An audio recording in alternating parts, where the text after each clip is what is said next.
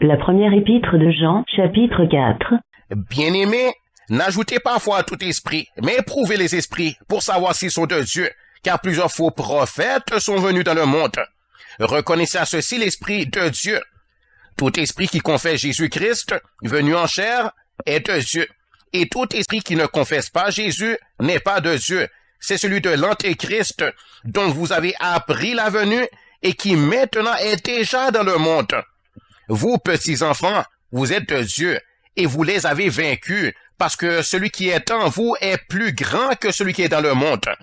Eux, ils sont du monde, c'est pourquoi ils parlent d'après le monde et le monde les écoute. Nous sommes de Dieu. Celui qui connaît Dieu nous écoute. Celui qui n'est pas de Dieu ne nous écoute pas. C'est par là que nous connaissons l'esprit de la vérité et l'esprit de l'erreur. Et bien-aimés, aimons-nous les uns les autres, car l'amour est de Dieu, et quiconque aime est né de Dieu et connaît Dieu. Celui qui n'aime pas n'a pas connu Dieu, car Dieu est amour. L'amour de Dieu a été manifesté envers nous en ce que Dieu a envoyé son Fils unique dans le monde, afin que nous vivions par lui. Et cet amour consiste non point en ce que nous avons aimé Dieu, mais en ce qu'il nous a aimés et a envoyé son Fils comme victime expiatoire pour nos péchés. Bien-aimés, si Dieu nous a ainsi aimés, nous devons aussi nous aimer les uns les autres. Personne n'a jamais vu Dieu. Si nous nous aimons les uns les autres, Dieu demeure en nous et son amour est parfait en nous. Nous connaissons que nous demeurons en lui et qu'il demeure en nous en ce qu'il nous a donné de son esprit. Et nous avons vu et nous attestons que le Père a envoyé le Fils comme sauveur du monde.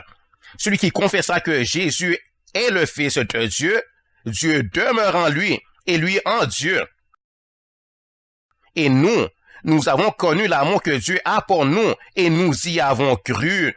Dieu est amour et celui qui demeure dans l'amour demeure en Dieu et Dieu demeure en lui. Tel il est, tel nous sommes aussi dans ce monde. C'est en cela que l'amour est parfait en nous, afin que nous ayons de l'assurance au jour du jugement. La crainte n'est pas dans l'amour, mais l'amour parfait bannit la crainte. Car la crainte suppose un châtiment, et celui qui craint n'est pas parfait dans l'amour. Pour nous l'aimons parce qu'il nous a aimés le premier. Si quelqu'un dit « j'aime Dieu » et qu'il haït son frère, c'est un menteur. Car celui qui n'aime pas son frère qu'il voit, comment peut-il aimer Dieu qu'il ne voit pas? Et nous avons de lui ce commandement, que celui qui aime Dieu aime aussi son frère.